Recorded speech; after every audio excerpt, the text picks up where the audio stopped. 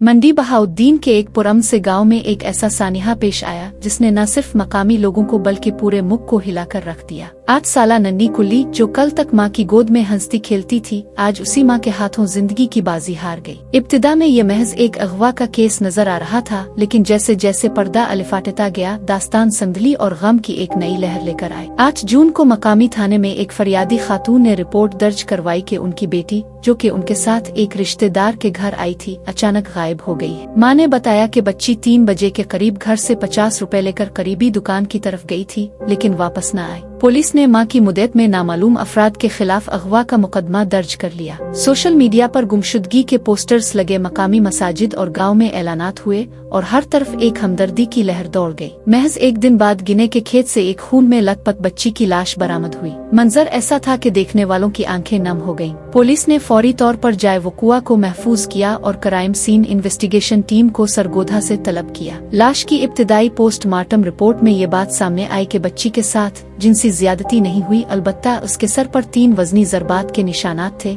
जो मौत की वजह बने। डीपीओ वसीम रियाज और तफ्तीशी अफसर दिलदार हुसैन शाह के मुताबिक पुलिस को मां के रवैये में शुरू से ही कुछ गैर फितरी महसूस हुआ। मां ने ना तो बेटी की लाश देखी, ना रोती बिखरी हुई दिखाई दी और न ही पुलिस को मुतमईन करने वाले जवाबात दे सकी। फिर सीसीटीवी कैमरों ने मां के दावे को झूठा साबित कर दिया। बच्ची दुकान की तरफ गई ही नहीं थी। यही वो लम्हा था जब तफ्तीश का रुख तब्दील हो गया। पुलिस ने जब मजीद दबाव डाला तो मां ने वो राज अलिफागल दिया जिसने सबको लर्जा कर रख दिया। मां ने इकरार किया कि जिस वक्त वो गांव में मेहमान थीं, इस घर में बाथरूम नहीं था और लोग रफ हाजत के लिए खेतों में जाया करते थे। इसी दौरान बच्ची जब दोपहर 3 बजे खेतों में गई तो मां पीछे गई। जैसे ही बच्ची बैठने लगी, मां ने डंडा अलिफाटे आलिफ और पीछे से सर पर जोरदार वार किया। फिर दूसरा वार और तीसरा, और यूं 8 साल की मासूम जान तड़पती हुई दुनिया से रुखसत हो गई। पुलिस ने घर की तलाशी ली तो एक कोने से खून आलूद कपड़े बरामद हुए जो वारदात के वक्त मां ने पहने थे। वारदात में इस्तेमाल होने वाला डंडा भी मां की निशानदेही पर बरामद हुआ। मां के व्हाट्सएप अकाउंट पर कत्ल से पहले बेटी की तस्वीर प्रोफाइल पर लगाना और साथ ही अपनी मां,